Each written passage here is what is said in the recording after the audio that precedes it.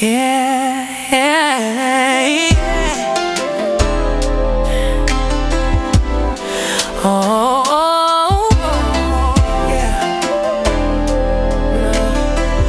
Oh, oh, oh. Jesus Christ Center Podcast in Houston, Texas. The IMPG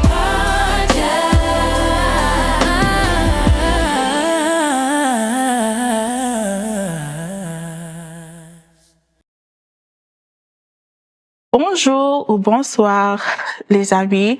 Aujourd'hui, nous sommes ici avec notre homme de Dieu, Pasteur André, sur le podcast IMPG Podcast. Je m'appelle Belina Kabengele et je suis votre présentatrice ce soir.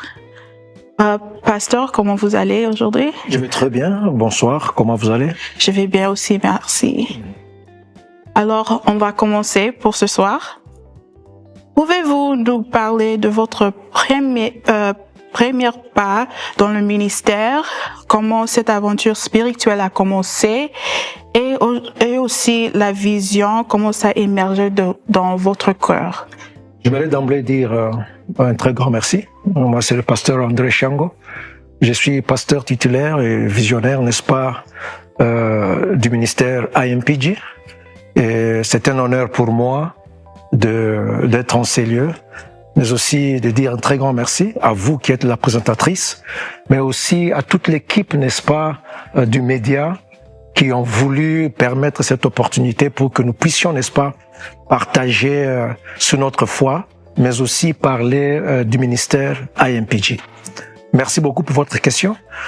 J'aimerais dire que mon aventure spirituelle n'a pas commencé aujourd'hui. Déjà, quand j'étais au campus, au pays, c'est là que j'ai reçu le Seigneur en 1991 et je me suis consacré, n'est-ce pas, à l'œuvre de Dieu. J'ai commencé l'œuvre comme protocole, c'est-à-dire que j'étais à la porte, j'ai recevé les gens. Lorsqu'il fallait venir arranger l'église, j'étais là.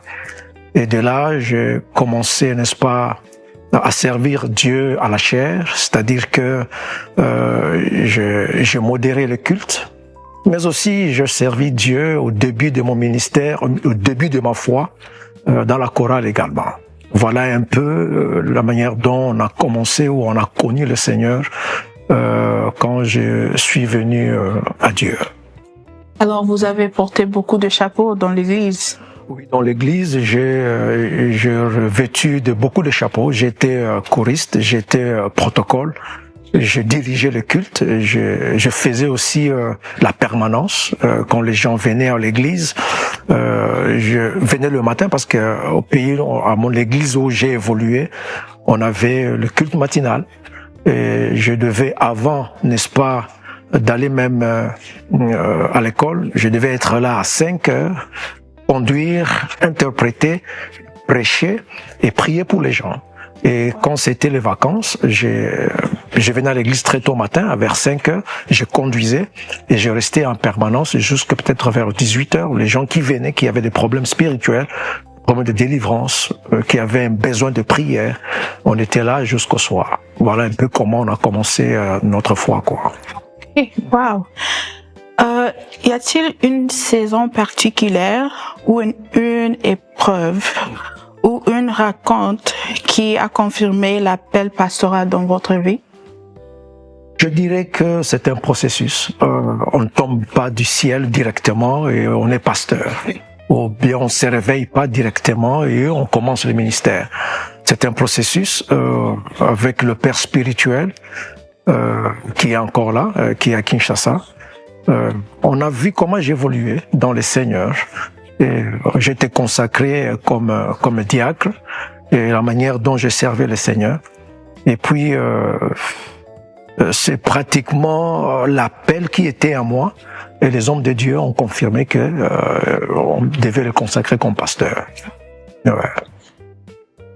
Et quels sont les plus grands défis émotionnels et spirituels que vous avez dû affronter au début de votre ministère? Je pourrais dire le plus grand défi émotionnel et spirituel au début du ministère. Vous savez, on a cru au Seigneur pendant qu'on était encore trop jeune. Et en tant qu'étudiant, bon, il y a cette pression des amis autour de vous, pratiquement. Il fallait persévérer. Il fallait persévérer, savoir qui vous a appelé au ministère et s'accrocher au Seigneur. Des événements plus émotionnels, défis spirituels, Dieu nous a fait grâce. On n'a pas eu une jeunesse un peu mouvementée, mais je pense que Dieu nous a appelés à les servir et il a confirmé au travers des prophètes, au travers des hommes de Dieu. Il y avait quand même des amis que vous avez laissés pour continuer votre parcours dans le ministère et dans la foi. Il y a des amis que je devais abandonner, quoi, parce que bon, quand on a des amis, on est païen, c'est-à-dire qu'on n'a pas toujours des amis qui voient les choses dans la même vision, c'est-à-dire que dans la voie du Seigneur. Alors, pour s'accrocher à Dieu, il fallait carrément faire le choix. Et le choix, soit tu es avec les mêmes amis, parce que la Bible dit que la mauvaise compagnie corrompt les bonnes mœurs, ou soit tu choisis la voie du Seigneur. Oui, dans le parcours, évidemment, il y a des gens qu'on devait abandonner pour s'accrocher au Seigneur. Et comment la vision de l'église IMPG vous êtes venue? La vision de l'église IMPG, j'aimerais dire que je l'ai eu d'abord personnellement, avant que Dieu puisse le confirmer aux autres. Je l'ai eu d'abord par des visions où je me trouvais pratiquement dans une grande salle un jour pendant que je devais appeler la prière très tôt matin. Je vis dans une vision, nous étions en ligne. C'est comme s'il y avait des serviteurs de Dieu qui étaient alignés. Et je me rappelle, dans cette vision-là, j'étais le second dans la ligne. Et le premier qui était au devant de moi, il était un peu âgé, disons dans des cinquantaines ou soixantaines. Et l'ange, n'est-ce pas, devait donner à chaque serviteur de Dieu qui était en ligne sa mission, c'est-à-dire la vision que Dieu donnait à chacun. Okay. Pendant que j'étais au second sur la ligne, l'ange était presque à quelques pas là où je me tenais, ça c'était la vision. Je pouvais entendre de l'ange ce qu'il disait au premier serviteur qui était devant moi. Alors à lui, il a dit, Dieu te donne, n'est-ce pas, une vision qui est locale.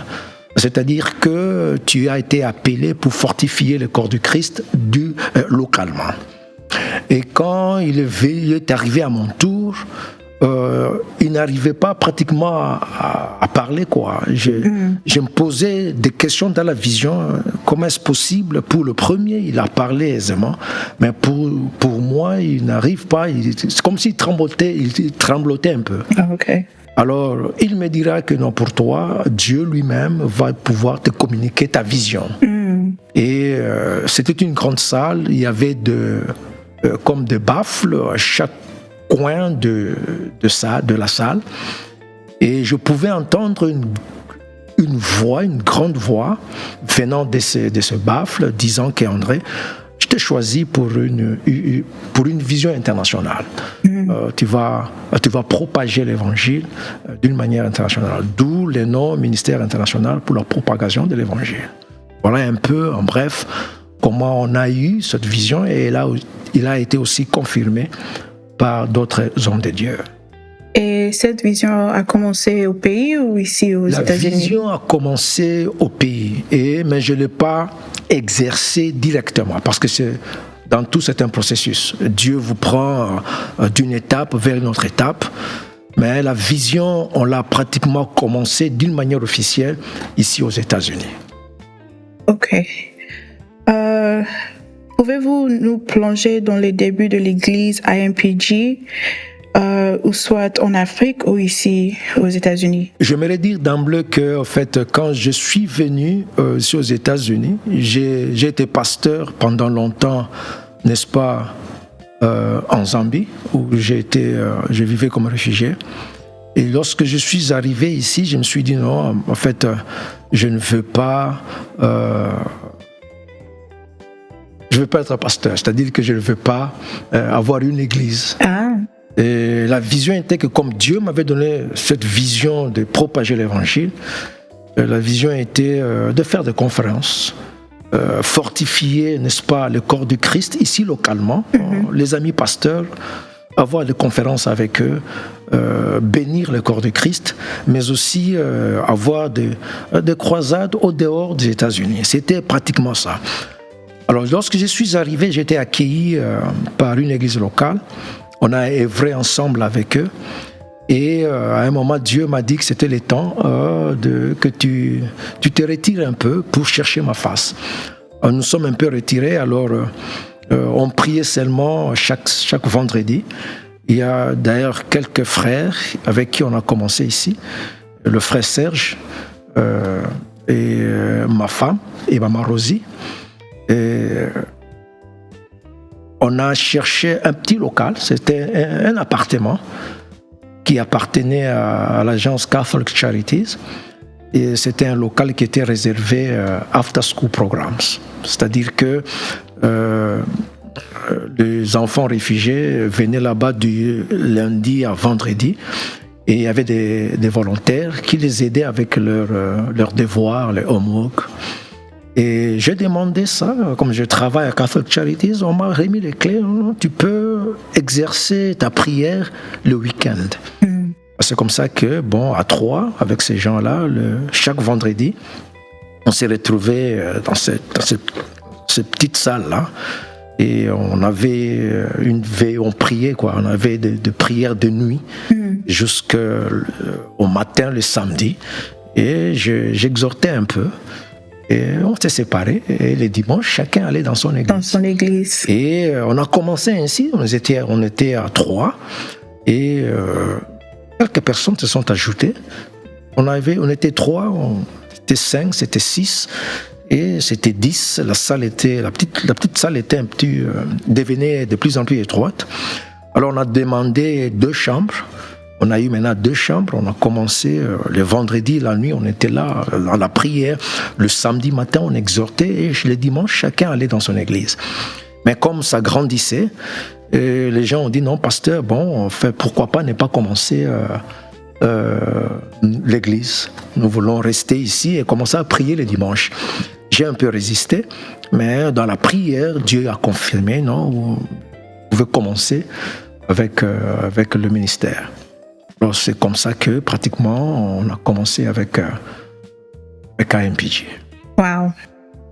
Wow, ok. Approfondissons maintenant l'histoire de l'identité de l'Église, de IMPG.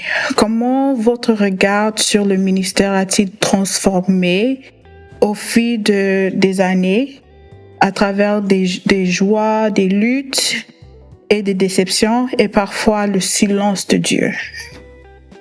Oui.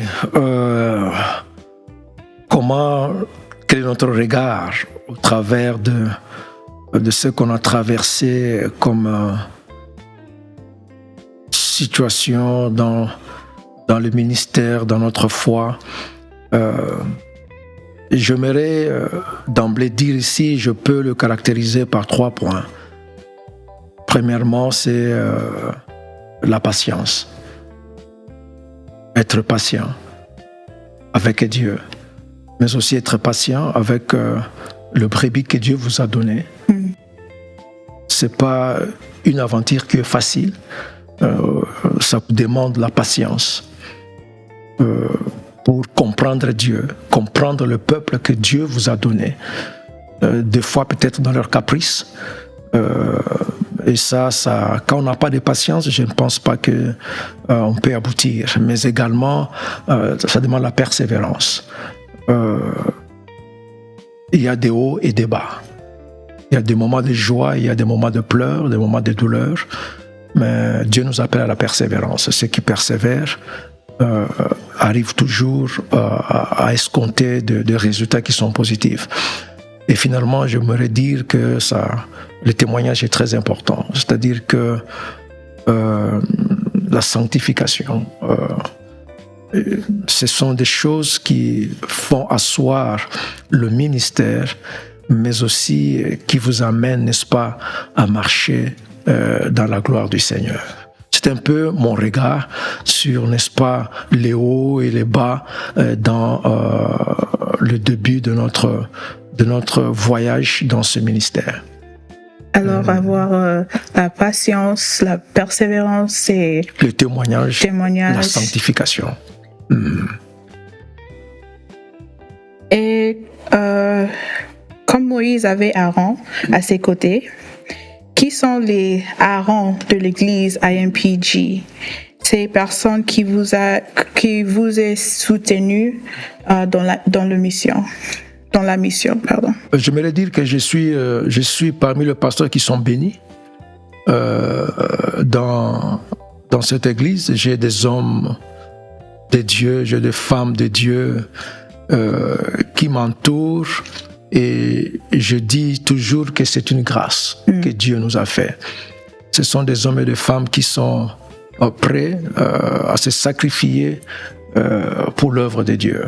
Et vous savez, servir Dieu au pays, servir Dieu ici aux États-Unis, ce sont des réalités qui sont pratiquement différentes. Ici, ça vous demande plus de sacrifices. Vous devez aimer Dieu pour que vous puissiez, n'est-ce pas, arriver à servir le Seigneur. Et je bénis le Seigneur parce que j'ai ces Aaron dans cette église. J'ai des hommes de Dieu qui m'ont soutenu. Mais j'aimerais aussi ici applaudir les jeunes gens qui, d'une manière ou d'une autre, nous soutiennent vraiment dans l'œuvre, dans les ministères que nous faisons. Ouais. Ok. Et je voulais toucher à ce que tu avais dit avant. Tu as parlé de servir ici aux États-Unis et servir au pays. Quelles sont des différences entre servir aux États-Unis et en Afrique? C'est comme je le dis, ce sont des réalités qui sont vraiment différentes. Chez nous au pays, les gens ont du temps pour, n'est-ce pas, non seulement chercher la face de Dieu, mais ils ont ce temps-là, n'est-ce pas, de s'asseoir dans la prière, la méditation de la parole, mais aussi visiter le fidèle. Ça, c'est la première de différence, mais aussi la culture pratiquement. La culture de chez nous et la culture d'ici, ce sont des choses qui sont vraiment, vraiment différentes. Alors, les réalités que nous avons chez nous et les réalités que nous avons ici, c'est pratiquement opposé et différent. Il faut les comprendre pour que vous puissiez, n'est-ce pas, avoir une église qui est stable, mais aussi une église qui marche selon les plans et la volonté du Seigneur. Ok. Et qu'est-ce qui, selon vous, rend IMPG un peu plus unique? Ce qui rend IMPG un peu unique, je dirais que d'abord c'est la vie de prière. Okay. Le ministère a commencé par la prière. Nous avons eu des révélations que nous devons commencer l'Église par la prière. Alors pourquoi j'ai toujours insisté, n'est-ce pas, sur la vie de prière? Et c'est la prière qui fait la différence de toutes choses. Des deux, j'aimerais dire que j'ai des hommes et des femmes qui sont disposés à servir le Seigneur, à se sacrifier pour l'œuvre de Dieu, qui en retour ne reçoivent peut-être rien de Pasteur André, mais qui seront bénis par le Seigneur parce que ils font l'œuvre de Dieu. Moi, je pense que c'est pratiquement la particularité de IMPG, la vie de prière, mais aussi des hommes et des femmes qui sont talentueux, qui sont prêts à se donner pour que l'œuvre de Dieu puisse aller en avant. Ils utilisent leur talent pour l'œuvre de Dieu. Ils utilisent leur talent, leurs dons. Et ici, j'aimerais beaucoup plus parler de dons, la grâce que Dieu leur a donnée pour que l'Église puisse aller en avant. Et nous bénissons le Seigneur pour ça. Voilà, Dieu. Et parlons maintenant de votre rôle en tant que berger et leader spirituel. Que signifie pour vous être le pasteur principal de cette communauté? Comment veillez-vous à ce que la foi reste vivante malgré les temps? Être pasteur, comme je l'ai dit au début, c'est non seulement un processus, c'est aussi un appel. Il faut être appelé par Dieu pour que vous puissiez servir comme pasteur. Être berger, c'est pas facile. Il y a eu des moments difficiles, mais il y a eu aussi des moments de joie. Mais à cause de l'appel de Dieu, nous sommes là, nous continuons avec son œuvre, en dépit de hauts et de bas. Alors, pour moi, être un berger, c'est être près de brebis. J'aime bien écouter le brebis. J'aime bien être près de brebis qu'être à la chair. Parce que pour moi, je considère que le ministère, la bergerie, c'est pas seulement la chair. C'est toute une vie, 24 heures sur 24. Vous voyez un peu l'exemple de David avec le brebis, où vous êtes habitué, vous connaissez. La Bible dit dans Jean 10, le brebis connaissent ma voix. Et ils m'entendent, ils me suivent. C'est être berger, c'est arriver à développer cette intimité entre le berger et le brebis. Lorsque le brebis arrive au niveau de connaître la voix de leur berger, je pense que c'est quelque chose de très important. Alors, les brebis ont des problèmes. Vous devez être là pour les écouter. Vous devez être là pour savoir de quoi est-ce qu'ils souffrent. Est-ce que ce brebis, pourquoi il ne mange pas? Pourquoi il est en train de tituber? Pourquoi il est triste? Alors pour moi, là, être un berger, c'est pas seulement la chair, mais il y a beaucoup d'autres éléments qui entrent en jeu pour que vous arriviez au niveau où vous êtes en symbiose avec le brebis. Et c'est ça ma passion, c'est ça l'appel que Dieu m'a donné. Il faut avoir un grand cœur. Oui, il faut avoir un grand cœur, il faut être patient. Patient. Pour les écouter. Aussi avoir c'est pas seulement, pour moi, la bergerie, c'est pas seulement il n'est pas seulement spirituel. Il est aussi physique. Oui. Vous voyez, Christ qui est notre berger, oui. Non seulement il donnait le spirituel, mais aussi il donnait le physique. Il allait aux prisons il dit il faut aller aux prisons pour visiter. Et lorsqu'il prêchait, il donnait du pain. Il guérissait. Alors vous comprenez que être un berger, c'est spirituel, mais je pense aussi c'est aussi physique. C'est très important. Et y a-t-il eu un moment où vous avez été profondément touché par les fidèles de Dieu au travers un membre ou un événement dans l'Église? Oui, touché, bon, on est toujours touché d'une manière ou d'une autre. Et en dépit de tout, nous sommes des êtres humains. Touché, c'est de voir lorsque vous avez un fidèle et vous avez encadré, que vous avez prié pour lui, vous avez enseigné, et de voir qu'il est pris qu'il est retiré dans le monde, quoi. Vous voyez un peu qu'il ne vient plus. Il a abandonné la foi. Ça fait mal, ça fait mal lorsque une brebis se perd. Alors, ce sont des choses qui arrivent, mais nous prions toujours, nous allons vers eux, nous les encourageons, prions pour que le Seigneur les ramène à la bergerie. Et jetons un regard vers l'avenir, vers ce que Dieu prépare pour IMPG.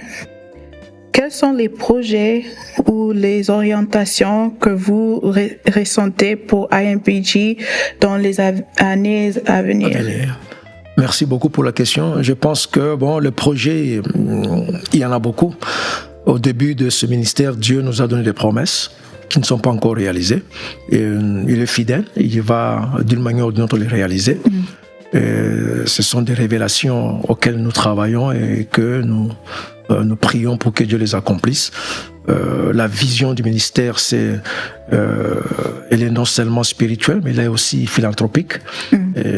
Si j'aimerais accentuer sur le point aussi social, c'est d'impacter aussi la communauté, quoi. On n'est pas seulement une église pour des choses spirituelles, mais j'ai la vision d'impacter ma communauté. C'est-à-dire que pourquoi pas avoir des cliniques, pourquoi pas avoir des écoles bibliques, pourquoi pas avoir un impact aussi chez nous au pays.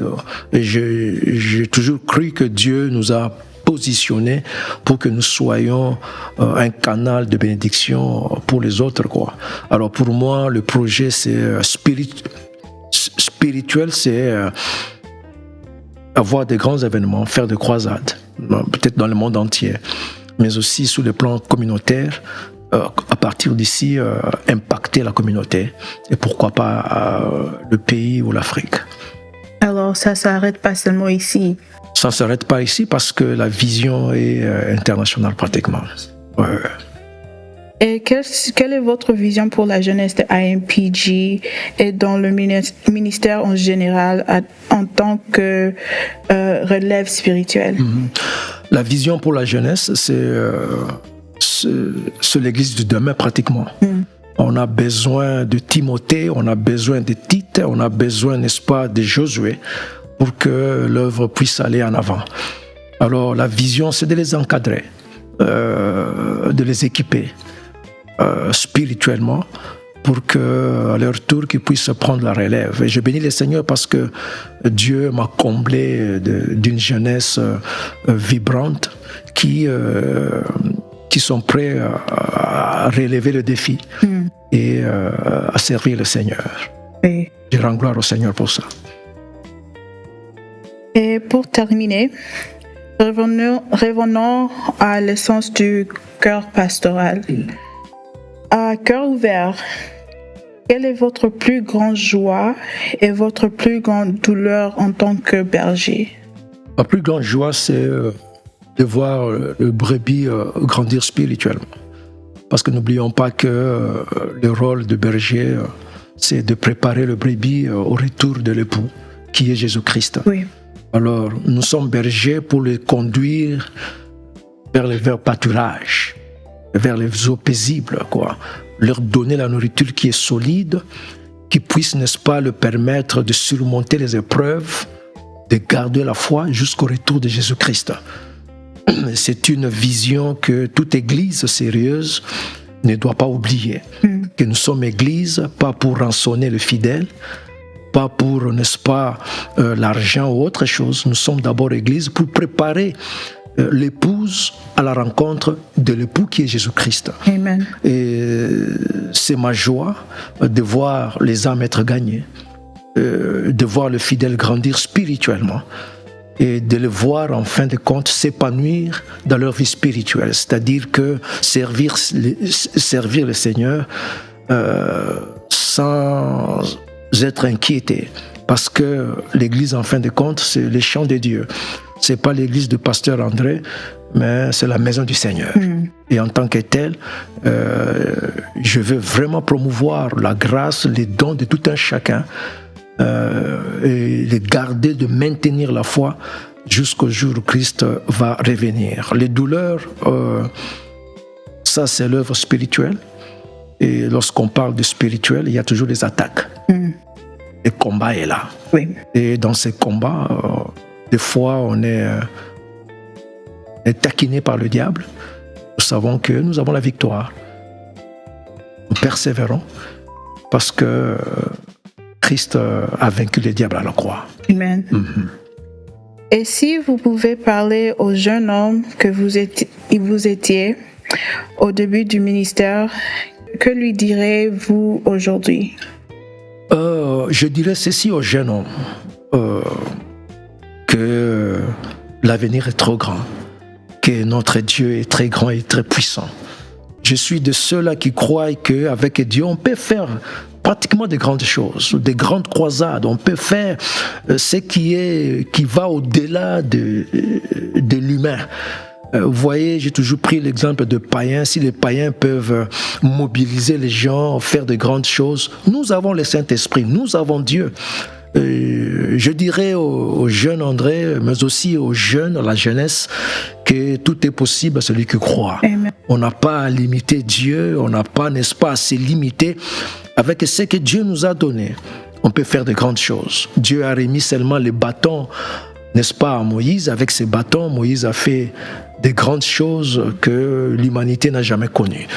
Alors, je dirais, n'est-ce pas, au jeune André, mais aussi à toute la jeunesse qui me suit maintenant, que vous avez la grâce, vous avez les dons de Dieu, et qu'avec la grâce et les dons que Dieu vous a donnés, il est possible de faire de grandes choses, il est possible de faire bouger non seulement la ville de Houston, Texas, mais aussi de faire bouger le monde entier. Amen. Amen. Merci beaucoup, pasteur. Est-ce que vous pouvez clôturer ce moment avec la prière? Merci beaucoup à Sœur Bélina. C'était un grand plaisir, n'est-ce pas, de passer ces moments avec vous, mais aussi avec toute l'Église. J'aimerais peut-être terminer cette interview par encourager quelqu'un. Parce que je sais que ceux-là qui me suivent maintenant, ils sont là en train de passer les moments les plus difficiles. Mais j'aimerais vous encourager avec ce passage. Jean 14, le verset 1er, il dit que votre cœur ne se trouble point. Croyez en moi et croyez en Dieu. Et je sais que tu es là, tu es troublé. Peut-être que tu n'arrives pas à fermer l'œil. Tu manques d'appétit.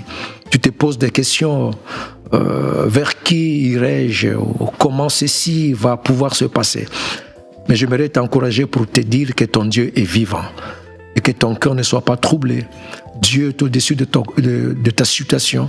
Il contrôle tout, il maîtrise tout et tout est possible à celui qui croit. Amen. Un très grand merci à l'équipe, n'est-ce pas, de médias qui nous ont donné cette opportunité et que le Seigneur notre Dieu nous bénisse. J'aimerais prier avec toi, surtout toi qui es malade et qui me suis maintenant.